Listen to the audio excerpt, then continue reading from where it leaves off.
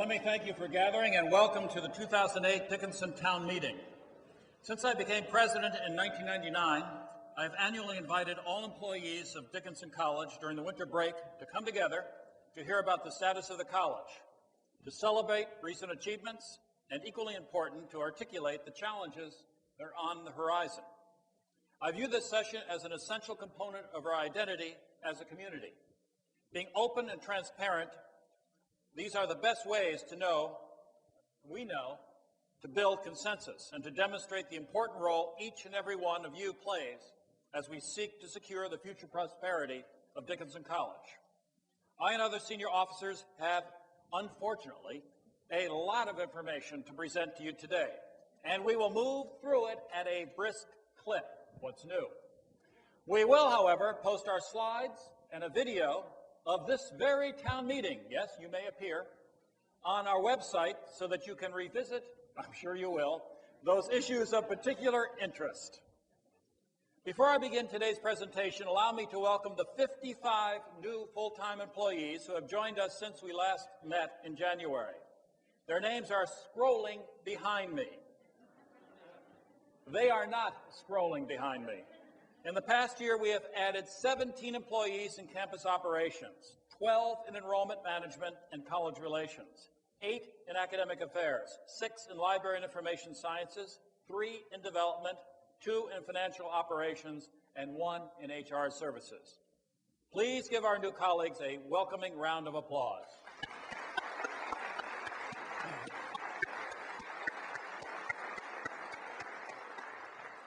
As we look over the past year, once again we have much to celebrate. Dickinson's momentum continued on virtually every front. We're increasingly viewed as a leading national liberal arts college, a fact that is reflected in the number of students who are applying to Dickinson, as well as the growing number of states that are represented in the applicant pool. This year, for example, 78% of all students come from outside Pennsylvania. This is important in order to be a national institution. 34% are from the mid-Atlantic states, and 17%, nearly one-fifth of our student body, come from states outside of the Northeast. Our student body composition reflects the fact that we are increasingly becoming a national rather than a regional liberal arts college. We have always been called a national college, but we haven't really truly reflected that, and we are today. An increasing applicant pool translates into an enhanced ability to select those students we think show the most promise of becoming true Dickinsonians. More than ever before, we are able to attract a student body noted for its scholastic excellence and leadership potential. In addition, our students increasingly reflect the diverse society in which we live. As you are all aware, last year we launched the most ambitious capital campaign in the history of the college. Today, I'm happy to report that we have surpassed $123 million. We are on schedule to reach our $150 million target at least 1 year ahead of schedule, if not before that. Employee participation has played a central and absolutely essential role in the success of the campaign. You, our dedicated employees, have stepped up to the plate in an extraordinary fashion. Look at these participation rates. This kind of participation is virtually unheard of in American higher education. You have set the bar for our competitor institutions. You are announcing to the world that we are committed as a community. We are together behind a singular institution and its noble purpose of educating the next generation to help us advance medical knowledge and the ability to cure disease, solve economic, social, looming environmental challenges, lead in various communities, from the most local to the international. Also, to contribute significantly to the arts and culture. More important, your commitment, your overwhelming demonstration of support for the institution that employs you, has acted as a seal of approval for prospective donors. Donors are much more inclined to invest in Dickinson when they understand the level of pride and dedication that exists within the community. You are a catalyst to our fundraising effort. You have played a critical role in our campaign's success, both internally and externally. The success of the capital campaign, coupled with a remarkable investment strategy, has led to a dramatic increase in our endowment. Look at this slide. Dickinson Dickinson's endowment has more than doubled in just 4 years. That is also almost unheard of in American higher education. Were we Harvard, we would have a $70 billion endowment at this moment. Unfortunately, they just have a $35 billion endowment. Vice President Parker is going to talk at much greater length about the importance of the endowment and how it is expended in a few moments. For now, it is important to understand that the college's endowment functions much like your family savings account. It provides a foundation of security for Dickinson's future. Like your savings account, it is not a pot of money that you want to spend now. You want to make certain it is there in the future for an emergency. It gives you financial security. And the bigger your savings account, the more security you have. It's the same with our endowment. And please remember that the capital campaign is designed to grow the endowment. The majority of monies we are raising go directly into the endowment. It is not ready cash for us to spend now. The prestige of colleges and universities is, to a large degree, secured by the size of the endowment. Therefore, Harvard, therefore, Yale, therefore, Stanford. It is why it is so important to increase the endowment and why Dickinson's recent progress is so significant. The dollars that are being raised through the capital for the campaign are targeted for 4 key priorities. You can see on the slide the progress we have made toward 1, increasing the size of the annual fund, 2, enhancing faculty excellence through the creation of endowed chairs, and 3, providing scholarship support for our students. Progress on the 4th campaign priority is something we all witness on a daily basis, the construction of the new science complex, which will be ready for occupation next summer. The chair of the board's Committee on Facilities, architect Sylvia Smith from New York, has called the building thrilling and an extraordinary presence that will attract a good deal of attention for the college nationally. I hope you agree. I already hear from many citizens of Carlisle that they are delighted with the building and fascinated by those ever-changing blue, green, purple tiles and our commitment to keeping some of the limestone. We have waited a long time to build this new science complex, 236 years. No, just kidding. And our commitment to the sciences is already reflected in a growing number of science majors and prospective students. I just heard, for example, from a recent graduate, 05 Bentidi, whom some of you know, who went from Dickinson in biological research to Princeton. He is already well on his way to studying breast cancer and to try to find a solution from the facilities at Princeton. And he will be organizing an international conference as a graduate student on this very critical topic. This increase is important for us in the nation so that we might educate students who one day will use science to tackle some seemingly intractable health and environmental issues and improve the quality of our lives as they combine science with the virtues and wisdom offered by the liberal arts more generally. The completion of the science complex will radically alter the physical layout of the college and will shift the axis, the center of activity of campus.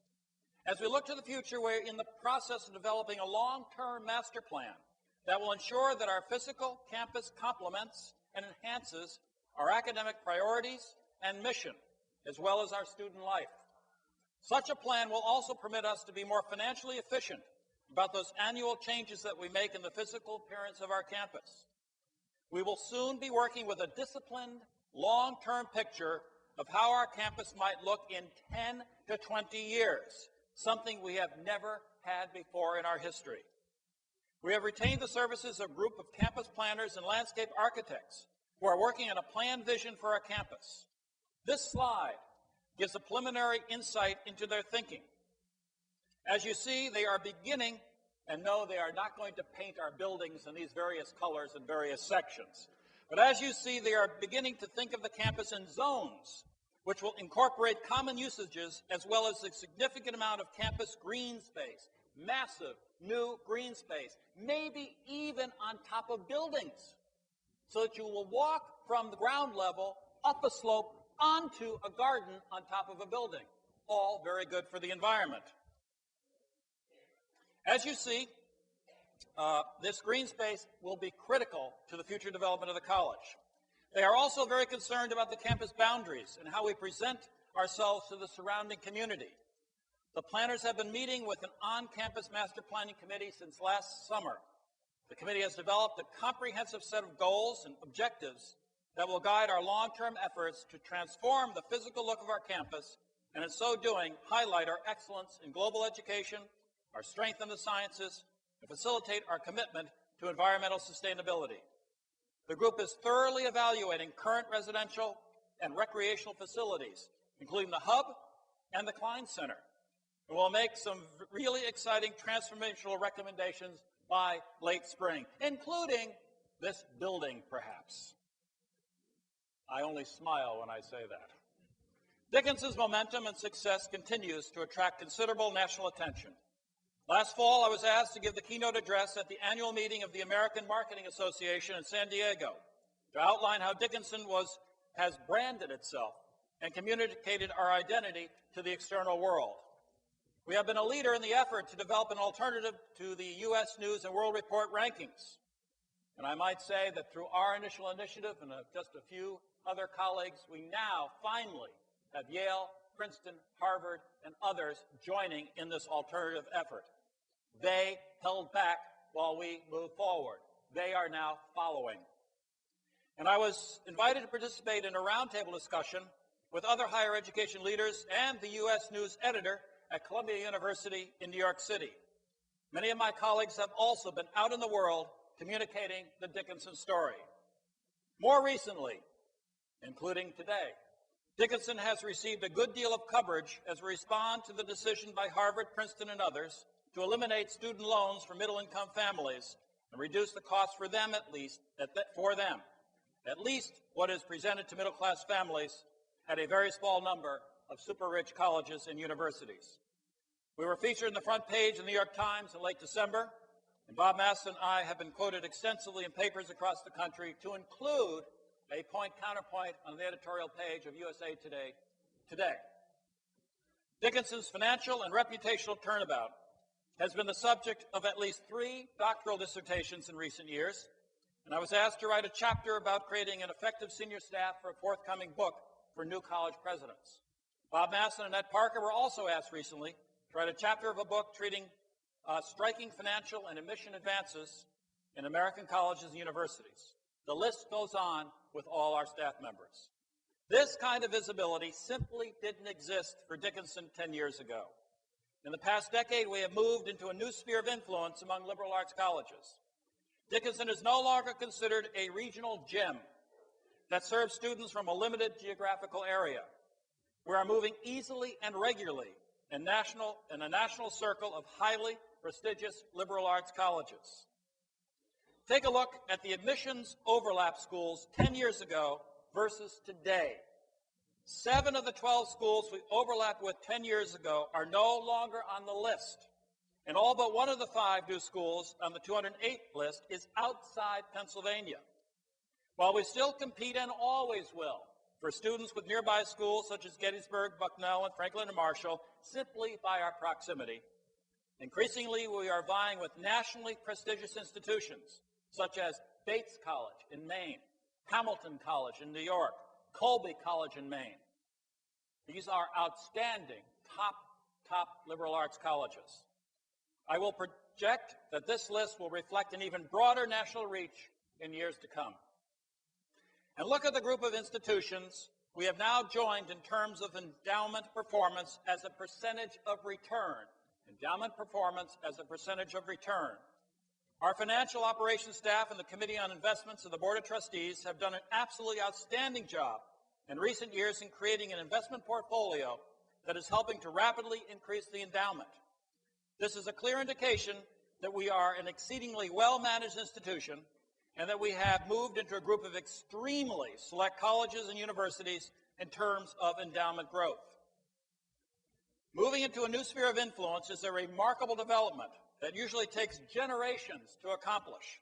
We have made a tremendous leap in just 1 decade. And make no doubt about it, each of you, has contributed to this accomplishment. This kind of progress is not the work of one person and it shouldn't be, or even a handful of individuals, nor should it ever be an institution that claims to be one of durable existence or excellence. It is the collective result of the efforts of all of us working toward a common and compelling aspiration. Just take a look at this in a moment. I don't know if you can see it, but here is the group we are now looking at in annual. This is annual total return. This is not just yield on the market, but other gifts and all of that. Let me go from the top. 25% total return. Yale, Stanford, Princeton, Columbia, Harvard, MIT, Johns Hopkins, Dickinson, Vassar, Swarthmore, Emory in Atlanta. That's our group now. Never would we have been competing even near these institutions 10 years ago. We're right in there with them with a total return of 18.90%. Harvard was 25, and Annette may have something to say about new yield on this year, that information has just come out. Now, we face a critical question. This is the heart of the presentation today. How do we live with success? How do we sustain this positive momentum? We can't lose it. We know what the alternative is. It is ugly. It is not good. This type of comprehensive institutional success is something new for us, and it is a key turning point for many institutions.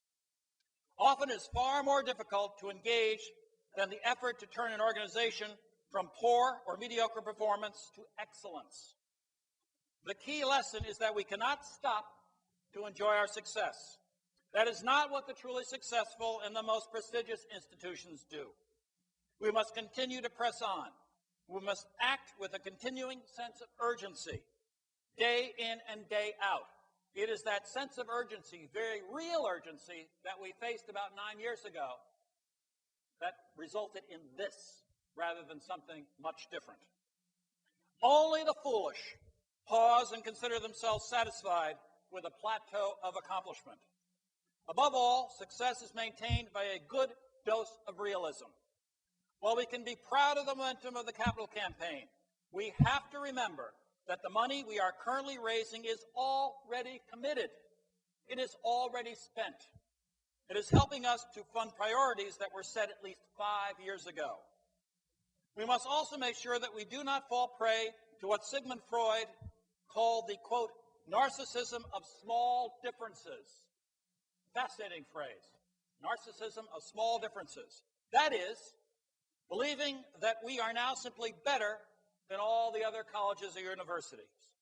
We must not be oblivious to a public that does not share our sense of our own worth, or, if it does today, will not tomorrow. Success is almost intrinsically impermanent and is a quality that must be continuously sought and cultivated. As we look to the future, we must now establish new priorities and find new ways to fund them.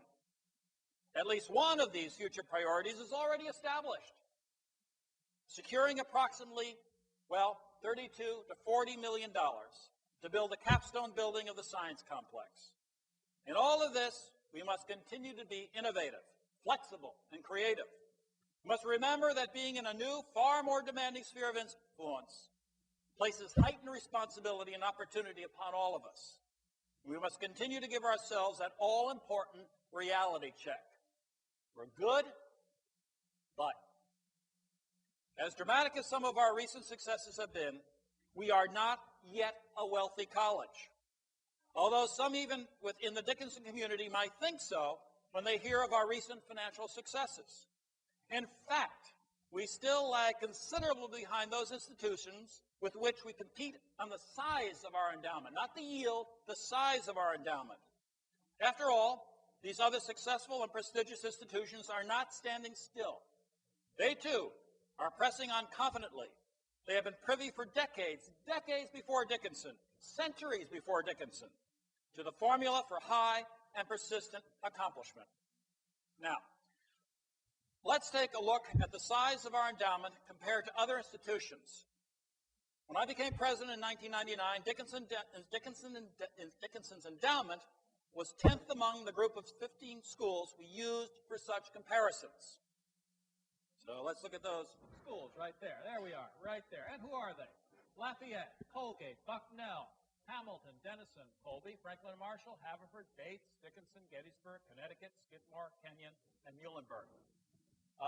That also used to be our yield on endowment group. You can see that's radically different from the group we're now working with on the yield on endowment.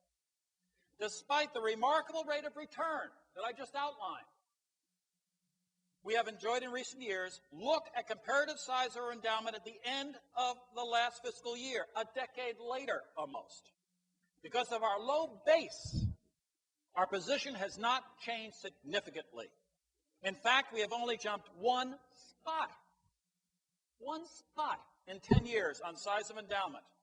Our competitor schools, in other words, have also done pretty well. We are in a stiff competition. This is part of our history. We never took the endowment seriously. We are paying the consequences, but we recognize the consequences, and we're taking those steps to make the turn. This, however, remains a huge challenge. Look at that. Right there. Look at Lafayette, for example. Look at, where's Skidmore? Skidmore, right there. Skidmore received a gift of $55 million this last year.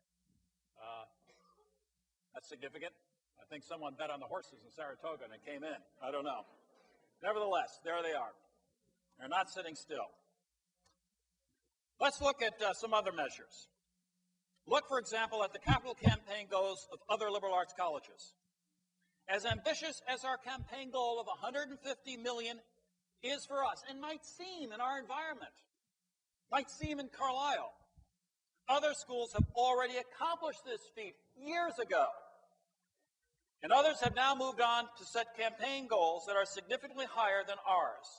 We are, in other words, as I said before, one generation, 7 years behind in our capital campaign ambition. And you can see that right here. Look at this. These institutions, $212 million accomplished by Lafayette in 2001. Amherst, another competitive institution, 2001, $200 million. Gettysburg, 2004, $111 million. F&M, 2001, $125 million. Now, let's play with the big boys today and girls. Look at this. Bowdoin, 2011. When we plan to end up, they're at $250 million. Swarthmore is at $230 million. In 06, they're finishing. Well, they just finished. Kenyon, 2010, $230 million. And little old Middlebury up in the snow right now, $500 million. And Williams just went over $400 million. We are one generation behind. We must not think we're so blasted good that we have it made. Your ingenuity and hard work have carried us a good distance, and we are being watched. This ingenuity and hard work are essential elements of success. I am asking you to join with me to sustain our effort and ask tough questions of ourselves and our college. We must now raise our sights beyond our immediate successes and look long-term into the future. We have come so far, so fast. We owe it to ourselves, our faculty, and our current and future students to continue our sense of urgency so that we can build a fiscal and reputational foundation that will sustain our college well into the 21st century and beyond. Let us work to catch up to the excellence of our academic program so that we can catch up with the nation's leading liberal arts colleges in every way necessary for defining excellence in American higher education. We have just recently broken into the ranks of the most prestigious liberal arts colleges in the nation and universities. Let us close the final gap between them and us. Let us show them that we can and will be the Cinderella team. We have accomplished what we have in the past several years because of your determination and can-do attitude. We must now embed that determination forever in our campus culture. Living like a successful institution will require us to forever change our frame of mind and how we get things done on a daily basis, how we approach our jobs. An institutional frame of mind is not an abstract idea. It is a very real and concrete thing that can be an institution's and is an institution's greatest asset. After all, it is people, not dollars in and of themselves, who move institutions. An extremely wealthy institution can fail if the resources are not applied well by the people who manage them. We need to do both. We need to enhance our resources, but equally important, we need to achieve an operational smoothness, efficiency, and depth that will continue to define all that is Dickinson well into the future. We must all seek the best ways of performing our tasks.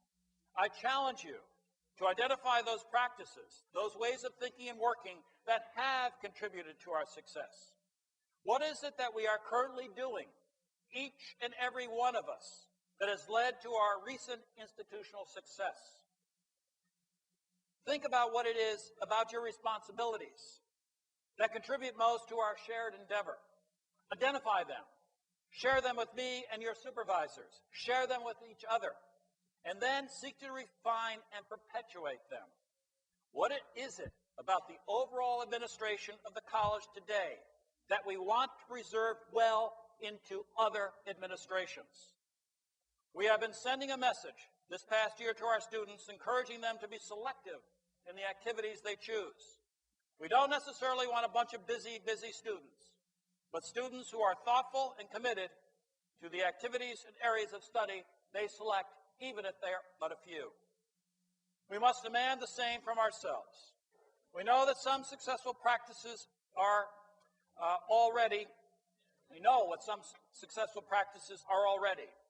For example, we must seek points of connection within and across departments and divisions to eliminate duplicative work and to find partners who can help us to do our jobs more effectively.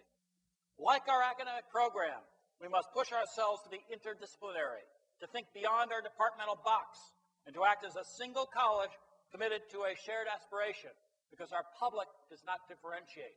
Our public hears Dickinson College. There is, of course, a direct benefit to you as we build a better college. The strength of the institution is ultimately reflected in your work environment. Your salaries and benefits are ultimately determined by the fiscal strength of the college. The types of personal and professional development activities we're able to offer are dictated by our resources. In recent years, for example, we have established a new support system pay plan with higher starting salaries. We and the all-critical Planning and Budget Committee, and I see the chair with us today. Thank you very much, Jim, and all on that committee. Last year, our fiscal health allowed us to establish a salary increase pool of 3.5%. And when this year's budget is approved by the trustees next week, that increase pool will rise to 4%. In addition, last year, we increased the college's contribution to your retirement plan, a very, very critical aspect for the long term, from 5% to 7%. And next year's budget calls for another increase to 7%, and we hope we can continue. These are some of the things we have been able to do because we are on a firmer financial footing than 10 years ago. Equally important are the things we have not had to do. Extreme measures that other employers are forced to take because of an economic downturn or poor management. We have not had to lay off employees, even though 10 years ago we faced a situation where many would have taken that turn and have been considered reasonable. We have not reduced health care benefits. Take a look at the current situation across the nation. And we continue to do everything we can to keep your health premiums as low as possible. We have been able to do these things because of enhanced fiscal stability and a long-term commitment to you, our employees. We all have a stake in this. We all have a role in this. People have always been Dickinson's greatest asset. We work on this every day. Your hard work and commitment have gotten us where we are today. It is your dedication and talent that have pushed us forward so rapidly during the past several years.